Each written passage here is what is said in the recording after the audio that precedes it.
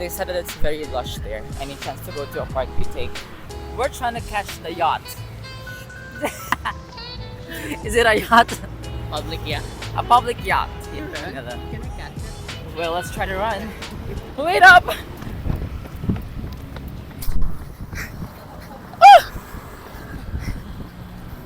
So we ran, trying to make it to the 9:30 schedule.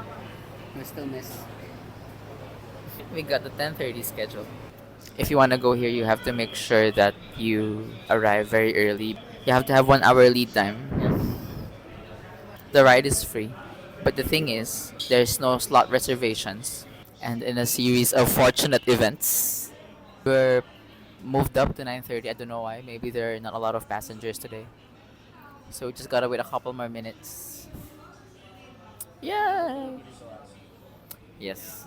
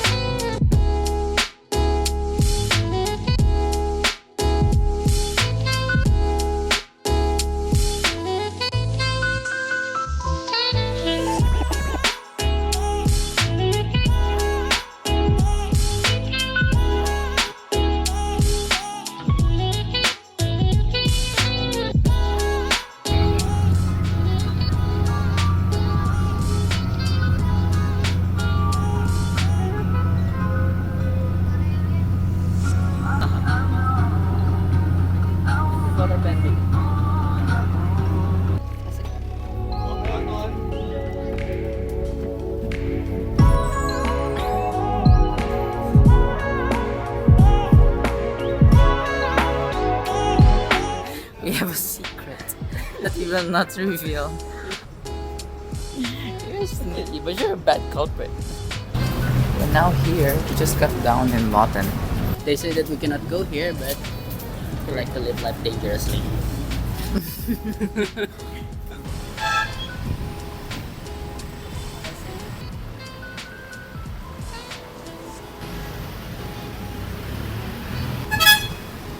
Oh shit.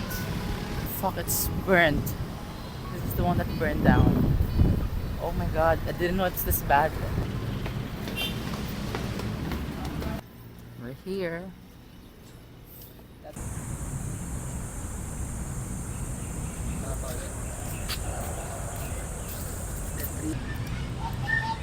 Hindi yung apelido. I've never felt this kind of peace in a long while. Hey, mother. That has a lot of eggs. Blah, blah, blah, blah. Is it papaya? Oh, it's ornamental. And beekeeping.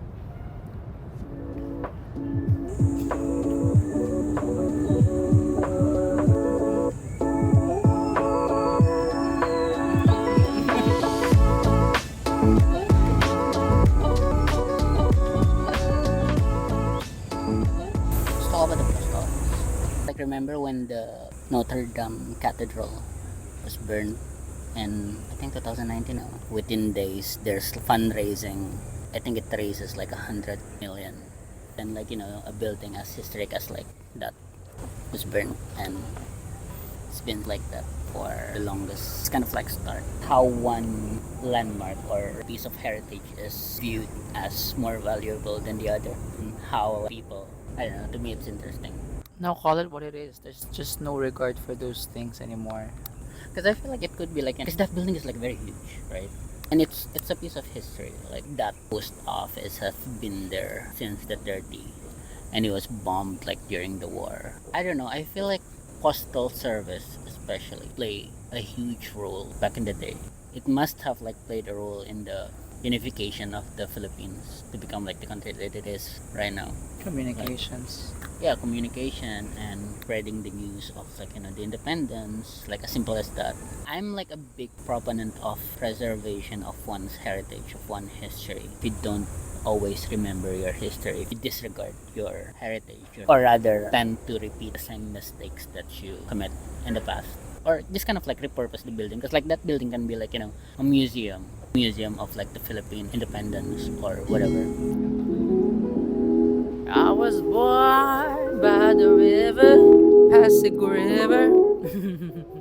All things considered, this is very accessible. Once you get down the train in Central Station, that's it. But look at the amount of people in here. There are no people in here. We need people to go to parks more. But this is the kind of park that's regulated. For some people, it might be a barrier also for them to actually go out there and. It's good that they have like this kind of like a conservation mindset, like, you know, no littering and everything, but it's also, you know, restrictive in a sense that people wants to do something. It's the experience. You know, they could be like, you know, just like a special section like over here, maybe on this boardwalk.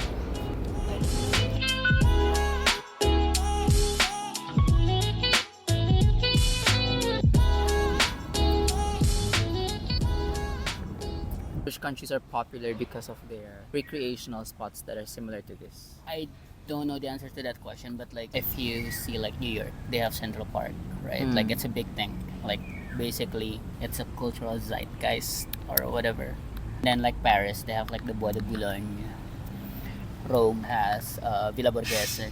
Mm. I guess to answer your question, you actually can set aside like a public land to build like a public park accessible to everyone, because like Bois de Boulogne is accessible, like, you know, granted there's like, you know, crimes and things like that, but at least like it's accessible to everyone like 24/7. It's also served as like lungs of the city. This is a lung of Manila. I mean, like, it's in scale, like, you know, comparable to like the size of Manila itself. I think this is like minuscule. It's a step in the right direction. We need more. Like I said earlier, people will come here from like different part of Metro Manila, or even like different part of like, you know, Luzon, and it's just like this small parcel of land. It's good, but I think we need something more, say, ambitious. If you're gonna travel all the way like 2 hour ride, say from different provinces only to see this, I don't think there is enough incentive for you to be here. Yes, like it's a good place. It's a really good place, but like other than the trees, we need something more. Like it doesn't have to be like, you know, it doesn't have to be something more in terms of like, you know, there's a lot of like attraction, there's a lot of trash and everything. Because I hate that. I don't want that. Because that's what's happening now. Like it's becoming an attraction. It would be better if it's a third place, you know, it's a place where you can find like recreational activities, like escape your daily struggles for a while, and like, you know, just experiencing like stillness, which in a way this place already provide, but it still kind of like lacks something. Because I don't think this is designed for people. Yeah, I think this is more like this place was built with conservation in mind. Yeah, first. just for conservation first before. And it's good. I think that's good, but again, we need something more ambitious. And we have the funds for that. I don't know that. Like, talk to the city planner. And I'm saying There's money. There should be money. There's money, but like, Let's just put it there. There should be money. Money should be spent on these types of things. yeah, because like, you know, we pay taxes every month, and then we pay taxes on every single things that we spend. Ultimately, like, if we couldn't like experience at least decent amenities, like, you know, these kind of things are amenities, right? Like, you know, we get to enjoy like, you know, good quality air, we get to enjoy like peace, we get to enjoy like, you know, the sound of nature, even though like we're in the middle of like one of the most populous cities in the world, but we get to have like this calm. Here's one thing that I already don't like, that they only open until 5. Is it? Yeah. There.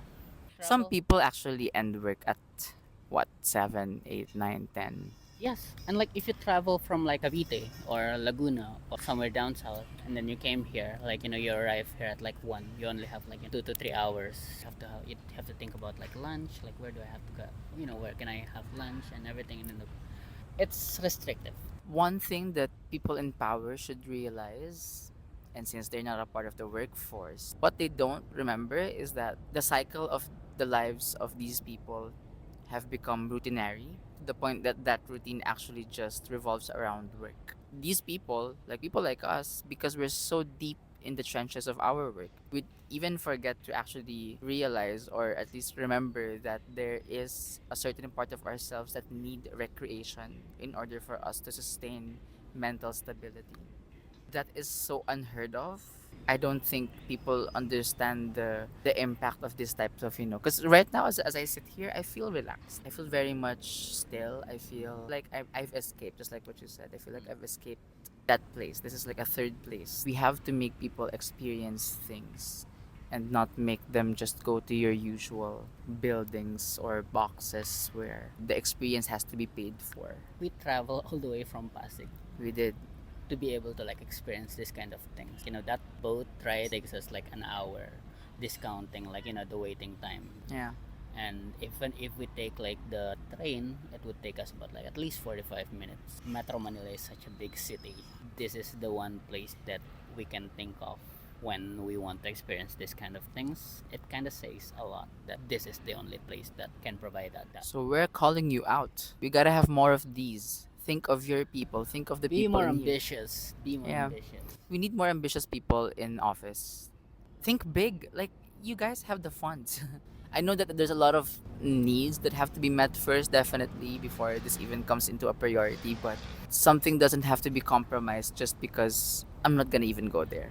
I feel like in this age where people's attention span getting like shorter and shorter, your life is basically like switching from one screen to another. Like when you're at work, you're looking at like your computer screen, and then when you go out for lunch or when you commute, like you're switching to your phone screen, and then like when you're home, like even when you're eating, you're still looking at your phone screen, and then you're looking at the TV, and then before you go to bed, you're looking at like hour or so of like scrolling mindlessly on your phone. I feel like stillness, while it becomes a luxury, but at the same time it also becomes a need. We're not made to do that. We need this kind of stillness to be able to recenter ourselves, to be get back on touch some grass or whatever. It is a need now. Everything is virtual. You really have to be physically present somewhere. And to me, I really encourage people to go here. Like, go, spread the word, get the word out there. Make sure that the people you know about this place because it's very accessible. Out of all the places in Metro Manila, I think this is like one of the places that I would genuinely say that I would really go back to. It's quite easy for us, at least, and for people who live here in the Manila city. It's free entrance. It's free.